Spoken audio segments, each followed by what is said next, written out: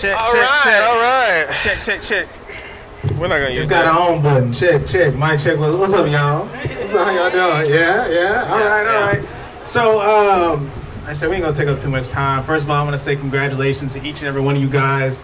And another thing that Stephanie pointed out as I was listening, yes, I was listening, and she was like, "Oh, well, you want to talk about other people of color." I didn't. When she said that all these people of color were here, that's when it really clicked in my head because I didn't notice it before, but it's obvious. So I just want to say congratulations. I don't know, look, I just didn't think about it until you said it, Stephanie, for real.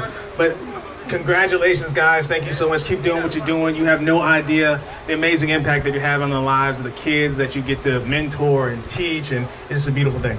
And before we get started, again, we're not going to be here all night, but shout out to Tien and Stephanie for coordinating this. Give them a round of applause, please. And now, Stephanie didn't want me to announce this, but she's actually been awarded Teacher of the Year at KIPP East this year. Give her a round of applause. So modest. Shout out. I voted for her. I made sure to vote for her. I voted. Did you vote? I voted. All right, so since there's two of us and one mic, we're going to do our best not to use this, so I need your listening ears. Ladies and gentlemen, did you bring your listening ears? I don't think y'all can hear me back there if I talk like this. You can? Okay. Can you hear me? Maybe? No, I don't want to chance it. No, just use the mic. Yeah, we'll just... You said yeah? No, it'll be all right. So Kylie said this is her favorite picture of me and my brother where we're like this. So this is where we might have to do this for a lot. So just going to start off, give you a little intro about ourselves and, where we come from. Who are we? Who are these dudes standing up here? Why they even speak to us? Anyway, so we're from Geismar, Louisiana, which is a little country town. Ain't too good.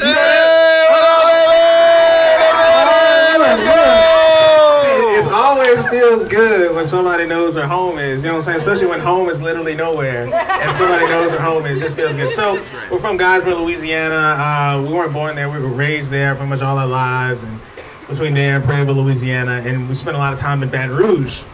And finally making it over here to New Orleans, as we got older. And so Steph gave a great intro about what we do and kind of how it's relevant to what you guys, I guess, do.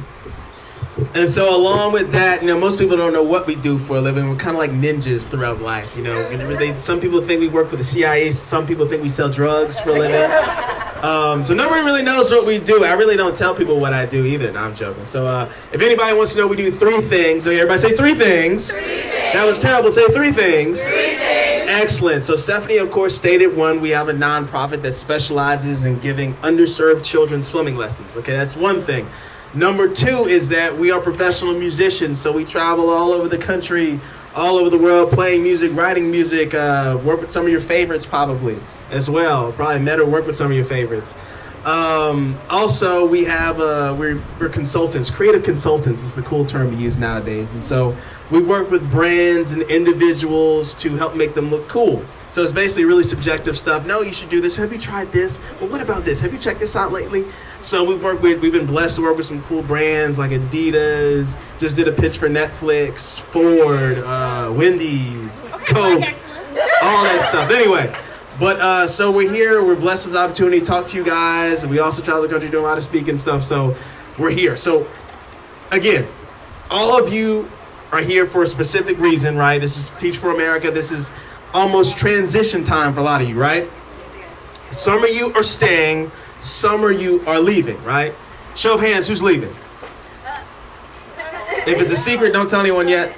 So we got a lot of people staying too, right? A lot of people staying, that's excellent. So what I wanted to talk about specifically is that I want to harp on some things that you as teachers probably instinctively do in general, but most of the time it's something that, is so instinctual. If you don't acknowledge it, if you're not aware of it, it can't really benefit you, if that makes sense. So the things that you are doing now on an everyday basis can literally translate into every single area of life in general, right? You don't have to be a teacher to be good at X, Y, Z. I don't care what's next. So I thought of this cool acronym. I'm going to spell out teacher for you. The first letter of the word teacher is what? T. So this T, it stands for timing. Everybody say timing. Timing. So timing is so important because I'd say that timing is probably one of the most important things, because all of us can relate to, we've had situations, we can go to the relationship end, we can go to the job end. You laugh, that was the first thing that, but all right, look, hello. The relationship end, the job end, it's like, well, it's just the timing isn't right, or sometimes when the timing is good, it is undeniable. Timing is one of those things that when it's on, baby, it's on, and you know it, and everything just flows from that. So timing, you guys are here, this space in your life, this place in your life, it's for a reason. It's always for a reason. The thing about timing is that if I don't want to go ahead of myself. Timing is one of those things that if you honor it, if you respect it, if you try not to go against the grain as much as possible, you'll yield the most fruit from honoring time. So before we go to the next letter, there's two types of timing. Everybody say two types. Two types. So the first type of timing that you're most likely familiar with is what we call chronos. It's a Greek word. I didn't come up with it. I speak Greek, but only a few words. That's chronos. So chronos is, of course, time, but it regards to watch time. Time of the day. Tick, tick, tick, tick, tick, tick, tick. It's the thing that we care most about, am I right? It's the thing that you can never get back. Tick, tick, tick, tick, tick. I'm never going to get those 5 ticks back ever again, even though as much as I want them, they sounded great. I wish I could do them again, but I can never get that exact moment back. So chronos is very precious, but there's also another word, kairos. Everybody say kairos. Kairos. Kairos has nothing to do with time on a watch, but it is in a set, it's a very set and appointed time, right? So in this transition that each and every one of you are in, it's a kairos moment for each and every one of you. It's a time for a transition, time to turn something over new, especially if you're one of the ones that are going to do something else beyond teaching, okay? So kairos and chronos, very important. Keep that in the back of your mind, okay? The next letter in the word teacher is what? E. This next word is presented by the letter E, okay? So the next word we're going to talk about sounds very simple because you're teachers, but we're going to explain more. Education. Okay, I'll start this one out. So education, okay, so just because you teach, right, doesn't mean that you necessarily educate yourself. I'm going to say it again, just because you teach doesn't necessarily mean that you educate yourself.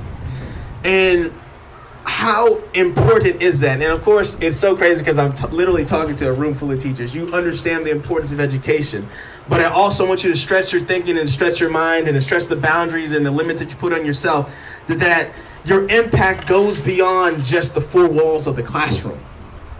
Okay? Your impact stretches beyond that, and that there's things that you do, there's tools that you have equipped, and there's gifts on the inside of you that can extend beyond that. Now, I know a lot of teachers, not just a few teachers, but I know teachers. But I know teachers and there's another, I'm going to be real too. I'm going to keep it all the way 100 with y'all too. Now, I understand that teachers aren't really compensated the way that they should. Do you agree? Yeah. Right. Yeah. Snap it up. Yes. Okay, that's fine. Okay, that's fine. Okay, I mean, it's not fine, but I get it. So, there's nothing wrong with stretching for more. Right. But one thing that it's going to take, if you want that extra, you're going to have to educate yourself. It's as simple as that.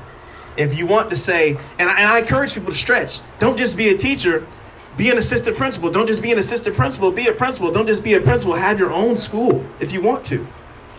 There's nothing wrong with that, but there's something that's involved with every step, right? It starts with a what? What's that word?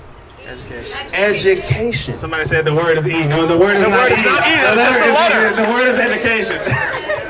So education is so important, guys. I know, like I said, I know a lot. I'm blessed to know a lot of teachers. And one thing that I can say that separates good teachers from great teachers is all in their mentality.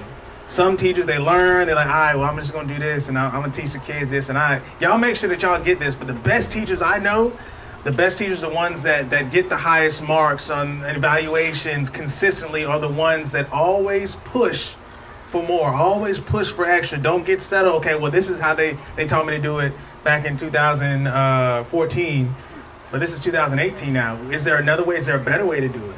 Is this the best way? Is this the best method that we're using to teach these kids? And so just observing that and seeing that, I'm like, all right, well, wow, you can literally take that and apply it to anywhere in your life. Anywhere, not just teaching, whether it's being a parent, whether it's being a good friend, whether any kind of relational situation. Is this the best possible scenario? Can this be better? Can we push this further? And so another E word is empty. Empty. So there's 2 E words, guys. Just bear with us. All right. T-E. Just keep the 1 E. All right. Other one's empty. That one, we'll put that one towards the end. Yeah. Right. So we put this one here on purpose because with every level that you want to go to in progress, it's going to take a level of learning. Am I right? It's going to take a level of learning. It's going to take an education. Why? Because you haven't been there. Why? Because you might not necessarily know how to get there, but you can learn and educate yourself on how to get to that next level. And the only way that you can do that effectively is if you empty, right? A lot of you come into the situation, and because we're educated a lot of times, but a lot of people have degrees in here. A lot of people have gone to the next level of education, higher education, might have a few letters behind your name. But because of that, most of the time it keeps us in a state of being too full all the time. And if you're full, there is no possible way that you can put anything new into that. I'm looking at this woman's glass over here. It was kind of that glass back there. He got a lot in there, right? My brother, what's your name? Jeff. Jeff, you mind holding up that glass for me? Now, Jeff got about 1/16 left of space in that glass. So there's no room for no extra, right? And Jeff is what you call a drink babysitter because he's been holding that thing for a long time. All right, Jeff. I ain't gonna put Jeff, don't play with it now. Come on, Jeff. I'm watching you, Jeff. No. But they probably got like a 16th left of space left in that glass. Okay, now, here's the thing. If you want more, what are you going to have to do? You're going to have to drink it, right? You're going to have to empty that glass. So that's why that second E word is so powerful, and it pairs with that educate so well. That the only way that you're going to educate yourself is if you empty first.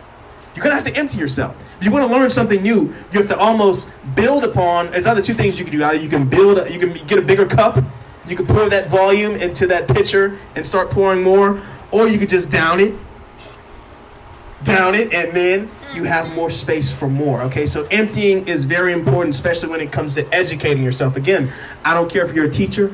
I don't care if you're going to be a general manager of this new venture that you want to do. You want to be an entrepreneur. Educating yourself, emptying yourself. Because if you don't empty, there's no way that you can be filled with something fresh. There's no way that you can be filled with something new. Okay, so we got 2 E's out the way. It's like Jeopardy now, okay? So the next letter is what? A. A. Okay, and now the word we're going to use here is not... Okay, I'll say the word first. I'm going to tell you what it's not, but then I'll tell you the word. So the next word is activate. Everybody say activate. Activate. Now, the reason I use the word activate instead of action is because action, from English, any English teachers out there? Yes, English. Holla. No, math Yes, is life. yes. Math is life, but I love it. So the thing about the word action is that action is am I right? Action is a noun, right? Yes. It's a thing, right? It's kind of a weird kind of thing because it's almost like a verb. Not necessarily. Well, put it like this. The reason I use the word activate is because I feel that activate is the actual verb usage of the noun action. Is he right? Is he right? Is that... Technically? Let me take a... All right. Go with that. I'll give you points for that. Action. Look, I love how you guys are really deliberating, right? There's a deliberating. So you're like, all right. Look, it's great. I love it. So activate.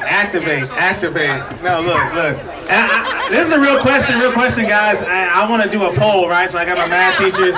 It's a noun. Come on, it's a noun. All right, yeah. All right. Shout out. Look, shout out to Webster. Holding up the phone with your privacy screen on, so you got something to hide, obviously. Look, but it's okay. Look, we ain't gonna put you out there. I'm just kidding, babe. I'm just kidding. So activate. And I just want to take a real quick poll, right quick. Math teachers, English teachers, and I just thought about this. This is probably really ain't got nothing to do with nothing, but I just want to take a little side note. So, if you would rather not know how to speak right or not count, which would you take? Not speak right. Because I would say I would take fluency of speech over counting. because if I can talk and connect with someone else who can count, then I can make that happen, right? English teacher shout out. I'm more partial to English anyway. Like I skipped. Yeah, look, I want to have the crowd to turn on me because I missed that class where they're talking about middle math. I missed that one.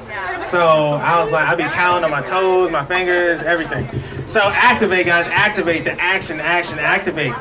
So what are you saying about activate, Torrance? So why is this key? Anything that you want to do next, I don't care what's next for you. I don't care if you're entering into another school year. I don't care if you're starting a new venture. It's going to take some form of doing, right? It's going to take some form of getting things done. I don't know how many times, and this is one of the hardest things to do in general. It's one of the hardest things to actually verbalize. Okay, we can mentalize it. Okay, I need to do X, Y, and Z, 1, 2, 3. I can lay it out. But of course, as all of you know, because you are all action-oriented people as educators, how hard is it to do that difficult thing first? And I know a lot of times teachers are the best planners. You guys have your stuff out. I remember my teacher back in the day, she had everything all laid out. All the teachers I know are excellent planners. Any teachers who are not good planners, raise your hand. Somebody lying. But I know you can have. I would not be a good teacher because I suck at planning. So, but activate is so important. Actions, they can be planned for, but until you actually follow through with those actions, it don't mean nothing. You can have the best plans. You can have your priorities all set. You can have A, B, C, 1, 2, 3, X, Y, and Z. All right, this is what we're going to do, y'all. This is what we're going to do. Got all my notes laid out. All right, class. In your head, you think the class going to go one way, but 9 times out of 10, it's probably not. Especially if you teach something that you know is new or whatever. So activation, there's nothing that can take the place of actually taking that step, making that action. So we're in transition, guys. Look, everybody's in a transition. Either we ended something, we moving, we staying, we ended the new year, about to start the summer. Hey, this is a transition time, right? Right, transition time. That's going to require a specific action. All right, now, that was A. So the next letter in the alphabet for this word of teaching is what? Give it to me. C. What is it? C. You are correct. That's right. You guys are smart. Yeah, all right. So C. C is the next letter. And so for the word C, it's one of my favorite topics to talk about. The word is connection. Everybody say connection. Connection. Everybody say it one more time. Connection. Connection. You got to say it sexy. Connection. Connection. I love it. You guys are beautiful. I love it. All right, so why is this so important, okay, as educators? Now, there's one thing that I respect about teachers more than anything else. And teachers do this very well, and I guess because they force you guys to do it most of the time, but you have to be able to work together, okay? Now, why is connection so important, right? We talk about strengths, right?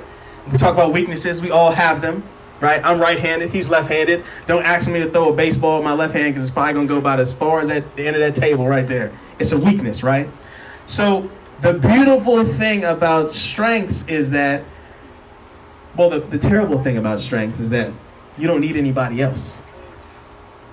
If I'm good at this, if I'm good at math, if I'm good at this specific subject, why would I go to anybody else?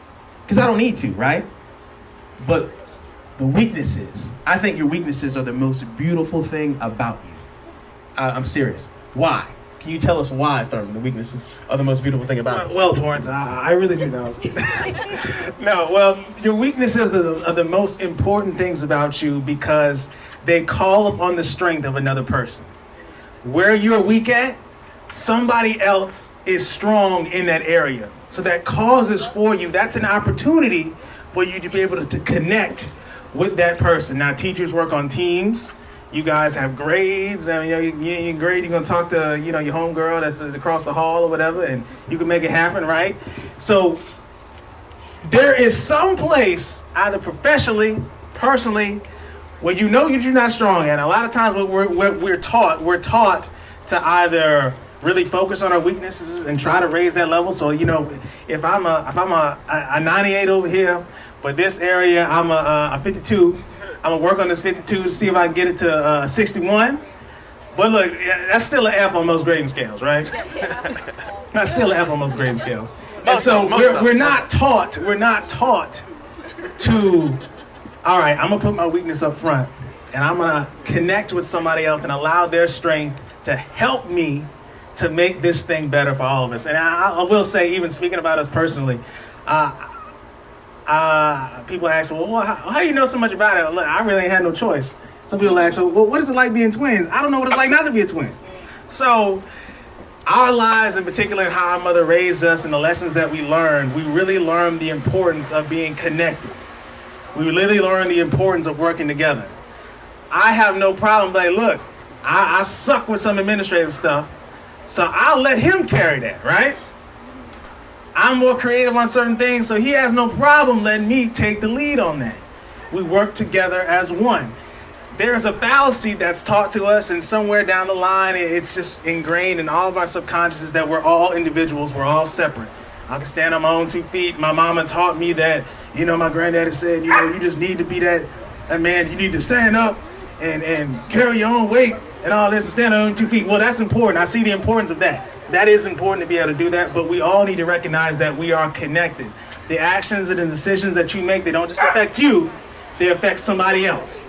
They don't just affect you, they affect somebody else. How many of you guys have made a certain decision or something like that? Maybe you had a long night the night before. Maybe you had a long night, maybe it was a weeknight, maybe, you was just up, whatever. It's New Orleans, you know what I'm saying? Stuff happens. And you gotta go to class the next morning, right? You don't be the same as if you had went to bed at 8 o'clock because of the decision that you made the night before to stay out till 3 a.m. So sometimes maybe one of them kids, if you're gonna be a little short that day, maybe little Javante on the list already.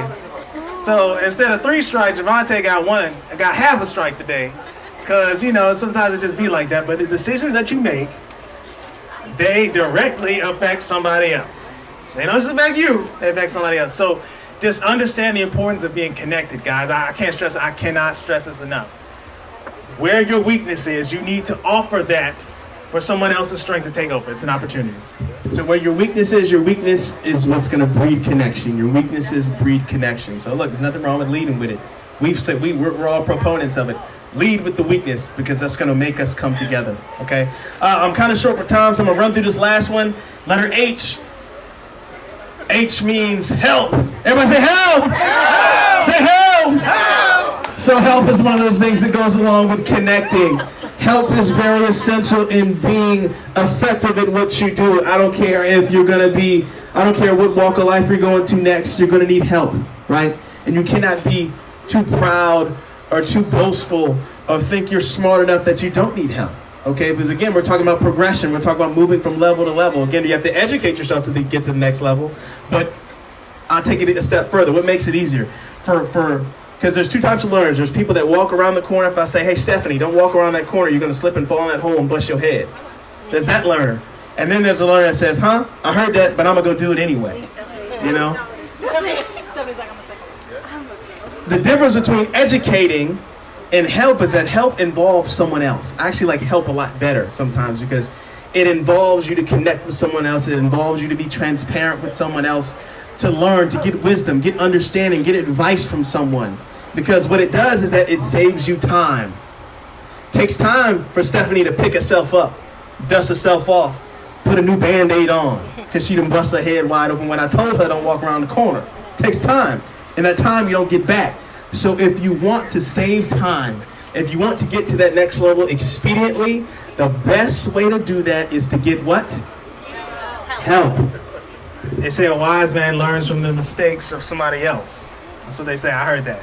And I definitely believe that a wise man learns from someone else's mistakes. You don't have to make the mistake to learn from it. You can learn directly from somebody else's mistakes.